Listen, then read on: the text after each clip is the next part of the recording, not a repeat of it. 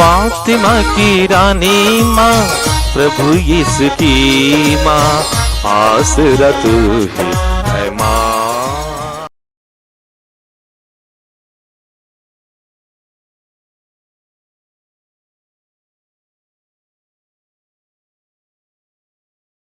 पहला पाठ संत योहन का पहला पत्र, अध्याय 3, पद संख्याएं 7 से 10 तक।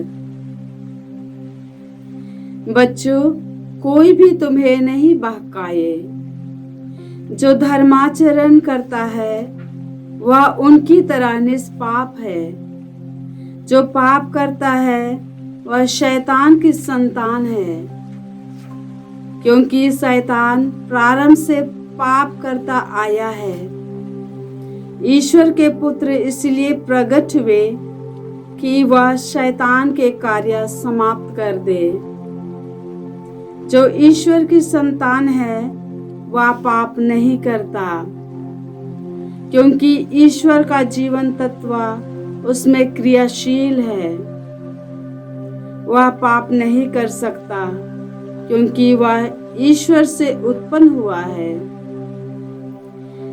ईश्वर की संतान और शैतान की संतान की पहचान यह है, जो धर्माचरण नहीं करता वह ईश्वर की संतान नहीं है, और वह भी नहीं जो अपने भाई को प्यार नहीं करता। प्रभु की वाणी। ईश्वर को धन्यवाद। भजन अनुवाक्य। पृथ्वी के कोने कोने में हमारे ईश्वर का मुक्ति विधान प्रकट हुआ है। पृथ्वी के कोने कोने में हमारे ईश्वर का मुक्ति विधान प्रकट हुआ है। प्रभु के आदर में नया गीत गाओ, क्योंकि उसने अपूर्व कार्य किए हैं। उसके दाहिने हाथ और उसके पवित्र भुजा ने हमारा उद्धार किया है। अनुवाक्य। पृथ्वी के कोने कोने में हमारे ईश्वर का मुक्ति विधान प्रकट हुआ है। पृथ्वी के कोने कोने में हमारे ईश्वर का मुक्ति विधान प्रकट हुआ है। समुद्र की लहरें गरज उठे, पृथ्वी और उसके निवासी जयकार करें। नदियां तालियां बजाएं और पर्वत आनंदित हो उठे, क्योंकि प्रभु पृथ्वी का न्याय करने आ रहा है। अनुवाक्य। पृथ्वी के कोने कोने में हमारे ईश्वर का मुक्ति विधान प्रकट हुआ है। पृथ्वी के कोने कोने में हमारे ईश्वर का मुक्ति विधान प्रकट हुआ है। वह न्याय पूर्वक संसार का शासन करेगा। वह निष्पक्ष होकर लोगों का न्याय करेगा। अनुवाक्य।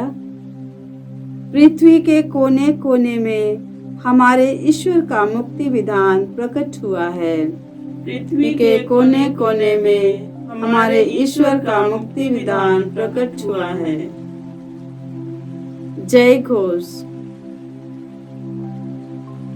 हालेलुया। प्राचीन काल में ईश्वर बारंबार और विभिन्न रूपों में हमारे पुरखों से नबियों द्वारा बोला था। अब अंत में वह हमसे पुत्र द्वारा बोला है। हालेलुया। प्रभु आप लोगों के साथ हो और आपकी आत्मा के साथ। संत योहन के अनुसार प्रभु यीशु ख्रिस्त का पवित्र सुसमाचार। हे प्रभु तेरी महिमा हो। अध्याय 1, पद संख्याएं 35 से 42। योहन अपने 2 शिष्यों के साथ वहीं था। उसने यीशु को गुजरते देखा और कहा, देखो ईश्वर का मेमना। दोनों शिष्य उसकी यह बात सुनकर यीशु के पीछे हो लिए। यीशु ने मुड़कर उन्हें अपने पीछे आते देखा और कहा, क्या चाहते हो? उन्होंने उत्तर दिया, रबी अर्थात गुरुवर, आप कहाँ रहते हैं? यीशु ने उनसे कहा, आओ और देखो। उन्होंने जाकर देखा कि वह कहाँ रहते हैं, और उस दिन वे उनके साथ रहे।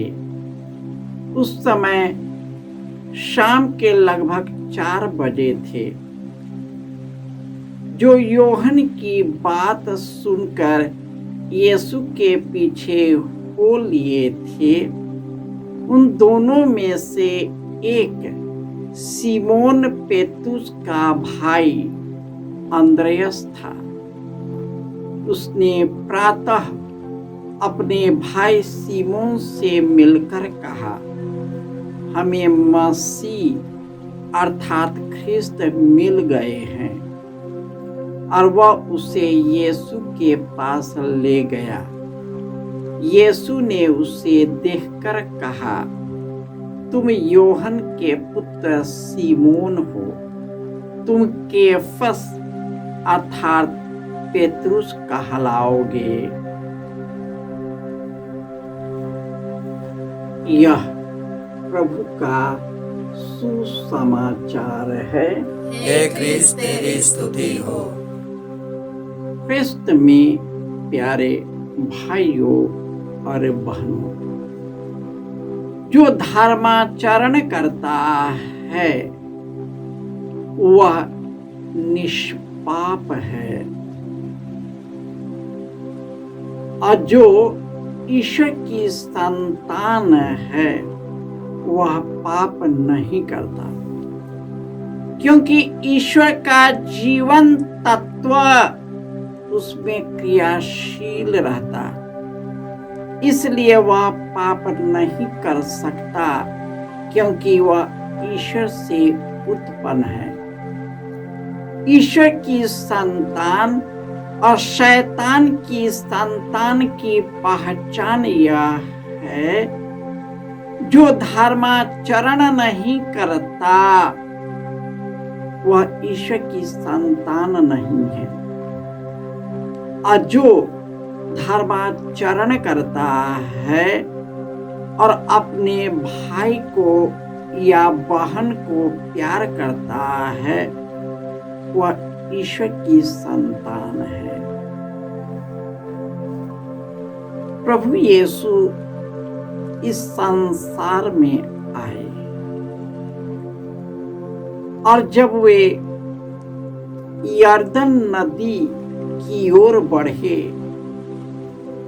तो यूहन्ना ने अपने शिष्यों से कहा, देखो यह है ईश्वर का मेमना, जो संसार का पाप हर लेता है।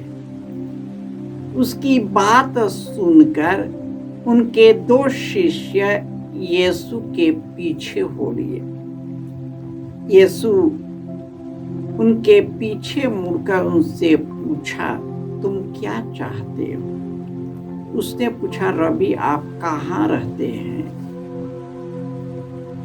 और जब उन्होंने स्वयं यीशु को देखा, उनके कार्यों को देखा, उनका विश्वास मजबूत हो गया, और उसमें से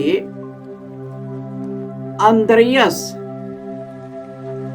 जो उनका अनुभव किया, उसने अपने भाई सीमोन को बताया कि हमें तो मसीह मिल गया है, और वह भी उसके साथ गया और यीशु ने उसे आते देखकर कहा, तुम सीमोन अर्थात केफस कहलाओगे। और इस तरह ईश्वर की महिमा उन शिष्यों पर प्रकट हो गया, क्योंकि वह सत्य की खोज में था, ईश्वर की खोज में था।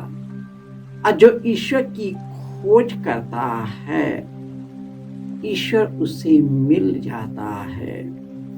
यदि हम भी उन्हीं की तरह खोज करते हैं और निरंतर प्रार्थना करते हैं, धर्माचरण करते हैं, एक दूसरे की सेवा में लगे रहते हैं, ईश्वर अपने रूप को प्रदर्शित करता है और हमें पवित्र आत्मा के दानों और वरदानों से भर देता है, हमें सशक्त और मजबूत करता है और अपने अधिकार हमें प्रदान करता है, जिसके द्वारा हम भी यीशु के कार्य को जारी रखें जो उसने अपने जीवन काल में किया था और अपने शिष्यों के द्वारा हम सबों पर